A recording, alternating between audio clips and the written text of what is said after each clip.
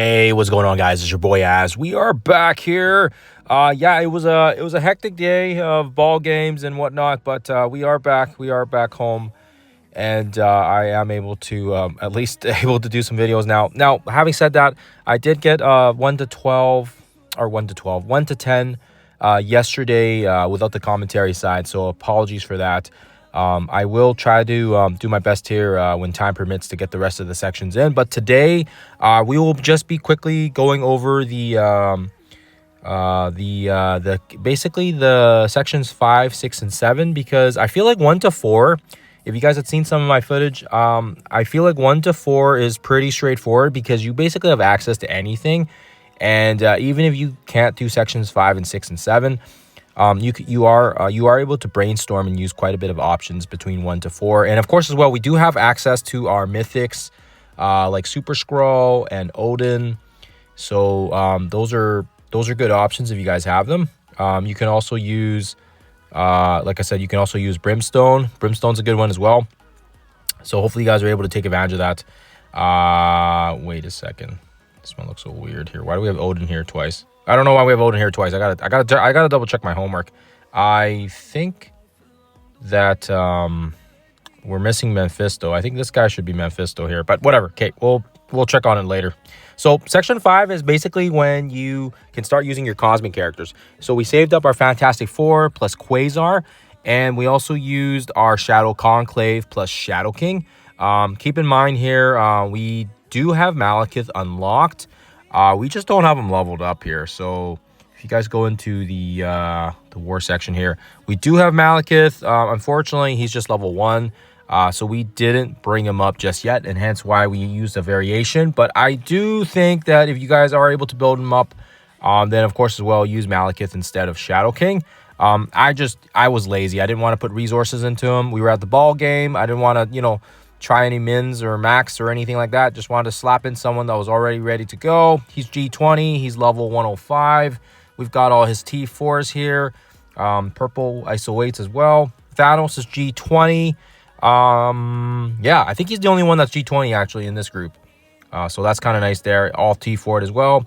We've got Executioner, tier 19, level 105 as well. We got Sylvie. She's the only one that's not 105. She's level 100, tier 19, purple ISO at level 4.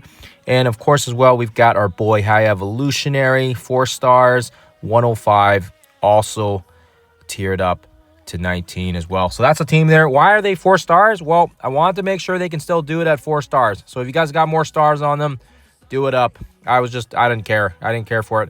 So the next one and the final section for the Cosmic is we did not opt for using the Omen team because I did not want to build up this old team just yet. Not unless we need to.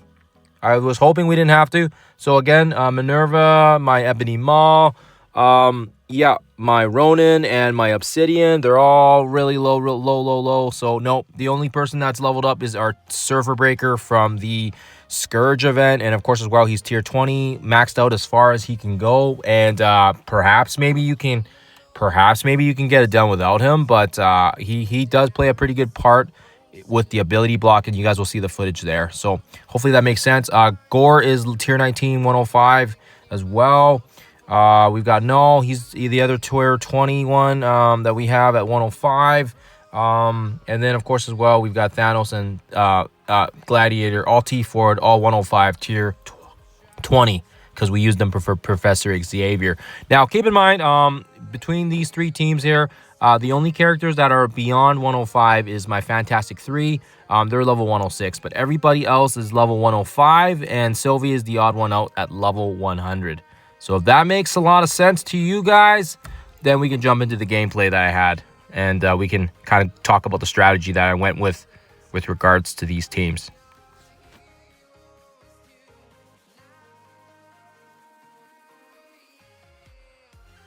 Okay, so section number 5 isn't going to be too hard.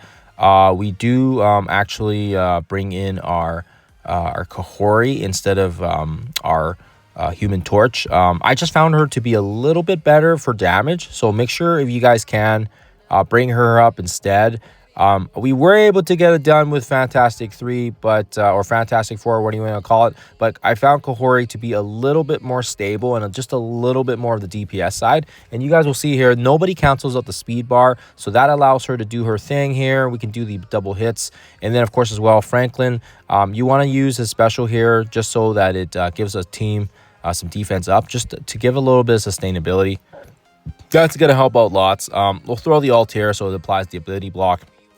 Why not? There is war buffs active, so of course we're going to take advantage of that. Throw the massive ult here. That's going to get the defense down. That's going to strip all the positives as well. And for the most part, it should be fairly straightforward. Like I said, I don't think this one is going to be an issue for a lot of people because you are able to use Quasar and Fantastic 3, Fantastic 4. And a lot of people have these teams built up already. So that shouldn't be rocket science.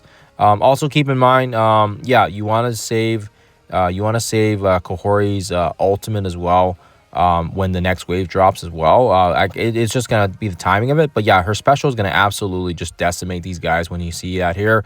Mr. Fantastic is great here because he keeps the team alive. And yeah, like I said, Quasar, you can just see him doing lots of work here. So we're going to throw the stun right in the center here so that it hits everybody here. Gives the death proof, gives the immunity back to the team as well. That's great. And then, of course, as well, Franklin, just do the basic here, save the ult. So when the next wave drops, basically you can use the specials and the ultimates from Kahori, and it's going to help out with taking care of the rest of these pretty easy. I don't think a lot of people are going to have issues with this section. I think this was kind of a give me section, and yeah, like I said, here's the Kahori smashing that ult right there. Good damage. And yeah, just take out the Astro, guys. You don't want Shadow King using his ult. If he uses his ult, he'll probably take us down. So throw the ult here. We'll do the inverse. We'll throw our ults on him. That should kill him off there. His possession is going to go to Ancient One, which is fine. We can just nuke the rest out. So fairly easy, very straightforward. Now it's the second node. I feel like that's going to be a little bit more, you got to decide, right? Are you going to use Omen or are you going to use Shadow Conclave? And I thought for myself, I thought Shadow Conclave was the better suited team because Thanos cancels a lot of that speed manipulation. So you guys will see that here, that we go in here with Shadow King. And again, I don't know if this placement's the best, but what I will say is the fact that if you put Thanos in between two characters, just be very careful because these guys do a lot of damage, and the damage from the splashes is very amplified. Like these guys are really powerful characters, especially the Null, right? Null's been reworked, so he's really deadly. So you want to throw these special here so you can apply the offense down. If it doesn't land, it's not a big deal, but you can reset it so that it does land. For us, we don't care. We're just gonna focus everything on Null so that we can kill him off. Try to get that AoE ability block so that it hits everybody, so then you can kind of see the whole board has ability block all spread throughout. So I feel like that's going to be very helpful. And like I said, for the most part, if you focus all your strikers and raiders and whatever and just aim everything at Null, he's going to be easy peasy. And then when you take him out, the whole battle just kind of shifts your way. So this is the reason why we kind of throw everything at him, and we hope to God that he just bleeds and dies out. So he's dead. Done. There we go. Now we're in solid shape. So once that happens, we can throw Sylvie's massive ult. Again, she's level 100. It's fine. We don't need her to be perfect. We just need her AoE and her stun. That's all we need from her. Of course, the extra stats gives her more damage, but like I said, it's the negatives and it's the defense down she applies and it's the stun. So that is the main keeper there. Let's throw the special there. That's going to take care of a character, give the energy back. Ideally, we'd want Thanos to live, but I've done this a few times, and yeah, every single time Thanos dies. So that tells me right there, these guys have a ton of damage. So right there, that's the problem. But it is what it is. We have Shadow King here to kind of recoup our health, take the negatives up a bit. And then again, like I said, you can kind of see everybody's kind of on death's door here, thanks to all these negatives. And again, with Executioner, with High Evolutionary, he already had the energy back. So just throw the special again. This is going to drain and bleed. This is just going to suck everybody's health out more. Great, good stuff. We get some shield minions here, which sucks because we can't really use the stun now, but it's fine. She's gonna chain and hit a couple people anyways. And then of course, well, we still have Shadow King's pings, so that's gonna make things a little easier for us as well. And yeah, and you just kind of let the magic roll here. But yeah, these guys do a lot of damage, and luckily for us, we are able to take them out fairly swiftly here before they can take our team out. Like I said, Thanos is pretty beefy, and he just gets his butt nuked right down. He doesn't even get to his turn to use his ult, right? So if he does, I would imagine that would be a difference maker for sure, make it even easier. But maybe if he's like level 110, maybe. Mine's 105, so maybe if he's 110, maybe he can live up a bit more to his stats. But other than that, hopefully you guys can see that it is fairly easy without having full 5 pieces. And if you do have the full 5 piece, do let me know in the comments below if it's easier. For the most part, I guess if you fight against Null and he lances Darkness, I guess Malekith would be able to flip that. So I guess that would be kind of handy. You wouldn't have to focus Null down, but I don't know. In an ideal world, if you're playing up against Null and he's a 3.0 stat reworked character, gee whiz. I mean, I'd go right for him any time of the day, right? Any time of any battle, I'd go for him straight up. So anyways, yeah, that's just my 2 cents. But so there you guys have it there. That was the footage from, again, like I said, from yesterday. And then finally, we do finish off Cell 7 here. Fairly easy as well here by using a makeshift team of 3-piece Annihilators plus Surfer Breaker and Null himself. And yeah, I thought it was fairly straightforward, but may require some RNG. I think I just got lucky with some RNG as well.